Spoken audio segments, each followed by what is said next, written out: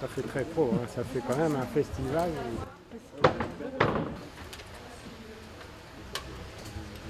Le fil conducteur, j'ai un jour réuni autour de la table des textes qui évoquaient l'enfance, qui évoquaient les vacances, les amours aussi perdus. C'est vraiment un petit voyage initiatique et on finit le spectacle sur l'enfance à nouveau, cette enfance perdue ou cette enfance que l'on recherche. Alors le public est content parce qu'il y a un scénario quand même qui se tisse autour de ces textes. Donc je suis toujours restée très très proche de la poésie. Francis Jammes, c'est vrai que je l'ai connu assez jeune, parce qu'il y a quand même beaucoup de poésie de Francis Jammes qui parle aux enfants, ne serait-ce que la prière pour aller au paradis avec les ânes. C'est une poésie qui est très liée au réel, au quotidien, et qui est comme murmurée à l'oreille. C'est d'une légèreté totale. Et je pense aussi que maintenant, le public est totalement friand de ça, vraiment. Moi, je fais des lectures, mais qui sont même des lectures sans musique, par exemple, ou juste le texte.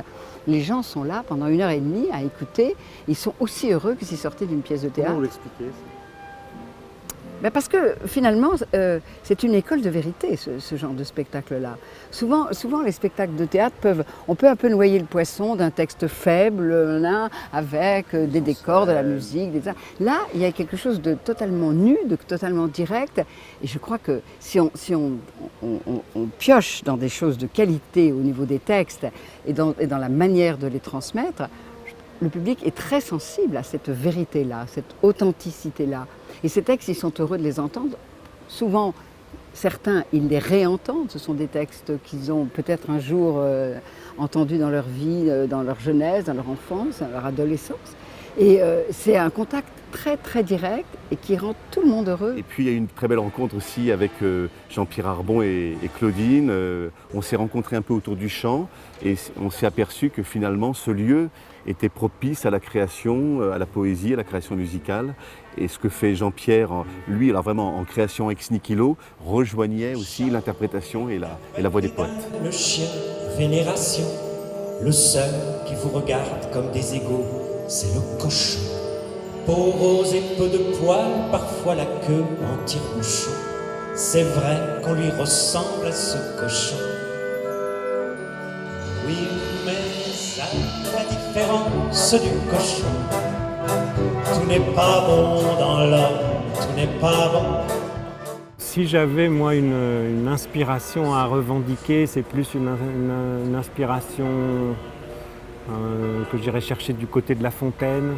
C'est-à-dire, j'aime bien observer un peu le monde et les gens et la comédie humaine, mais sans forcément dénoncer, sans forcément rajouter un peu de la violence à la violence. Il y en a assez. Donc j'aime bien cette posture de distance, un peu à la fois ironique et bienveillante. Et je pense que c'est un peu ça qui caractériserait le mieux, disons, mon style, l'atmosphère, disons, dans laquelle je place mes chansons.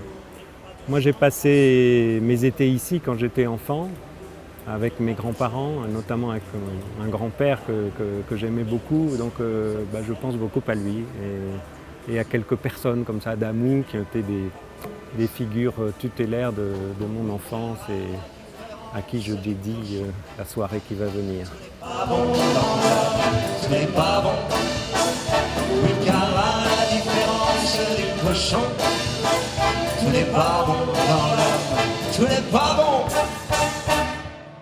All we are saying is give pigs a chance.